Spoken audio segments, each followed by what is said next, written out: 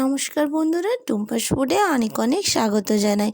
তো আজকে আমি বানিয়ে দেখাবো লাউ পিঠে। আপনারা তো বাড়িতে অনেক রকম পিঠে খেয়েছেন, তো এরকমভাবে লাউ পিঠে অবশ্যই একবার ট্রাই করুন। তো এখানে বাড়িতে আমার অনেক দিন ধরে একটা লাউ ছিল, সেটা অনেক রকমভাবে রান্না করে খেয়েছি, তো ও কিন্তু বেঁচে গেছে। তো ভাবলাম কি করা যায়। তো এই লাউ পিঠেটা কিন্তু অনেক দিন বানানো হয়নি, আর আমার ছেলে কিন্তু খেতে খুবই ভালোবাসে। তো আমি এখানে লাউটা ছোট ছোট করে কেটে টুকরো করে নিচ্ছি। আর এটা খুব বেশি ছোট কিংবা বড় টুকরো না করলেও চলবে, মিডিয়াম সাইজের করলেই হয়ে যাবে। আর এটা বানানো কিন্তু খুবই সহজ, আর মাত্র 5 থেকে 10 মিনিট সময়ে কিন্তু হয়ে যাবে। তো দেখতেই পারছেন আমি এখানে ছোট ছোট করে লাউগুলো কেটে নিয়েছি। এবারে জল দিয়ে ধুয়ে নেব। তো খুব ভালোভাবে ধুয়ে নেওয়ার পর আমি এগুলো সেদ্ধ করে দেব নুন এবং হলুদ দিয়ে। তো প্রথমে আমি গ্যাসের মধ্যে বসিয়ে দিয়েছি একটা প্যান, এবং তার মধ্যে সমস্ত লাউয়ের টুকরোগুলো দিয়ে তার মধ্যে পরিমাণ মতো লবণ এবং হলুদের গুঁড়ো দিয়ে জল দিয়ে ঢাকা চাপা দিয়ে প্রায় 10 মিনিট মতো রেখে দেবো। আমি কিন্তু এখানে লবণটা স্কিপ করে গেছি বন্ধুরা, তো অবশ্যই এখানে লবণটা দিয়ে দিতে হবে।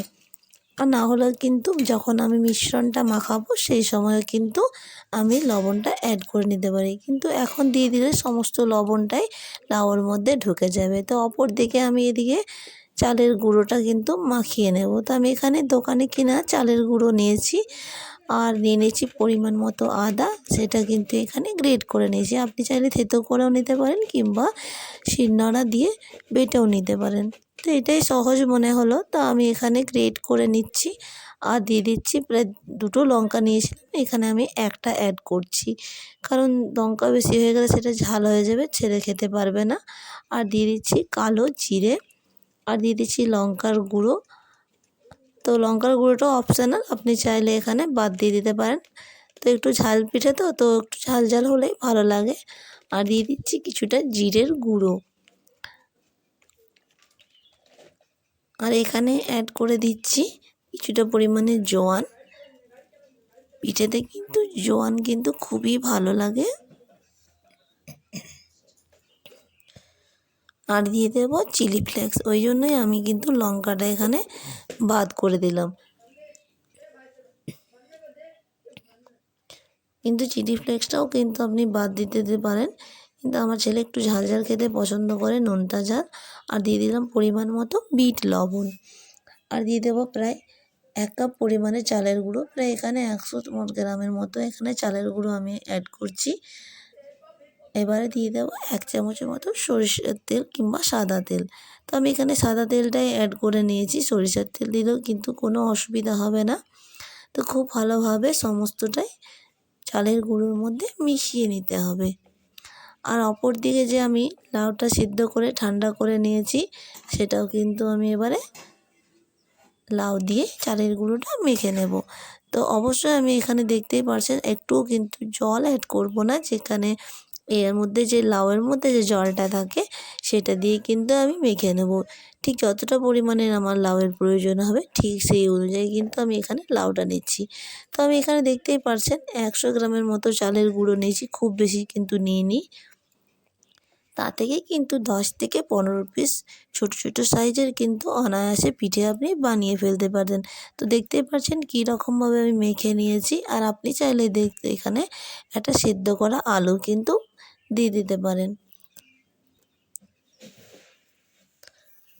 তাহলে কিন্তু বাইন্ডিংটা খুব ভালো হয়, সহজে ছেড়ে যায় না। আর আমি এখানে লোহার কড়াই ইউজ করছি, তাওয়া ইউজ করছি, এবং তার মধ্যে 1 চামচ মতো দিয়ে দিলাম সাদা তেল। এবারে সমস্ত তেলটাই কিন্তু ছড়িয়ে নেব।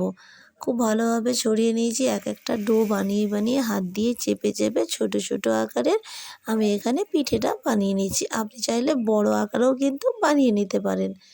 তো দেখতেই পাচ্ছেন এরকমভাবে কিন্তু প্রতিটি পিঠে আমি বানিয়ে নেব।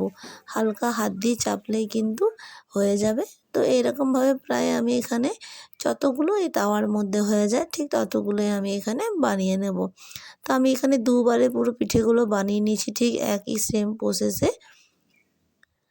আর এটা বানানোর সময় কিন্তু অবশ্যই গ্যাসের ফ্লেমটা একটু লোতে রাখতে হবে। আর এটা জাস্ট 5 থেকে 10 মিনিট কিন্তু সময় লাগে, খুব বেশি সময়ও লাগে না।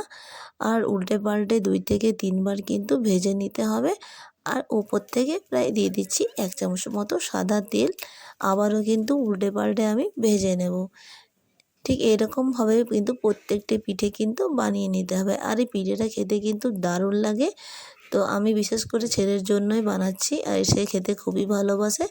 আর আমিও বেশ, আমারও খেতে ভালো লাগে। তো আমি এটা চা দিয়ে খাবো আর ছেলে খাবে সস দিয়ে। তো এখানে আমার প্রায় পিঠে সব কমপ্লিট হয়ে গেছে। আমি নিয়ে নিয়েছি চায়ের সাথে। অপরদিকে আরেকটা প্লেটও নিয়ে নিচ্ছি ছেলের জন্য, সে খাবে সস দিয়ে। তো বন্ধুরা অবশ্যই পিঠেটা একবার বাড়িতে বানিয়ে দেখবেন। আশা করি খুবই ভালো লাগবে। আর যদি ভালো লেগে থাকে তো অবশ্যই চ্যানেলটাকে লাইক এবং সাবস্ক্রাইব করতে ভুলবেন না। তো দেখতেই পাচ্ছেন কত সহজে কিন্তু এই লাউ পিঠে বানানো সম্ভব। তো শীতের মৌসুমে অবশ্যই আপনারা তো অনেক রকম পিঠে বানিয়েছেন, তো মিষ্টি পিঠে, তো অবশ্যই এই লাউয়ের ঝাল পিঠেটা একবার বানিয়ে দেখবেন। আশা করি খুবই ভালো লাগবে। আর যদি ভালো লেগে থাকে অবশ্যই কমেন্ট করে জানাবেন যে আপনার এই রেসিপিটা কীরকম লেগেছে। তো দেখতে পাচ্ছেন এখানে আমি 2 রকমের সস দিয়ে দিয়েছি। সে তো খাবে সস দিয়ে আর আমি তো খাবো চা দিয়ে। তো বন্ধুরা আপনারা বলবেন কীরকম হয়েছে। আপনারা ভালো থাকবেন, সুস্থ থাকবেন। তো দেখা হবে আবারও কোনো নতুন ভিডিও নিয়ে। তো ততক্ষণের জন্য ধন্যবাদ।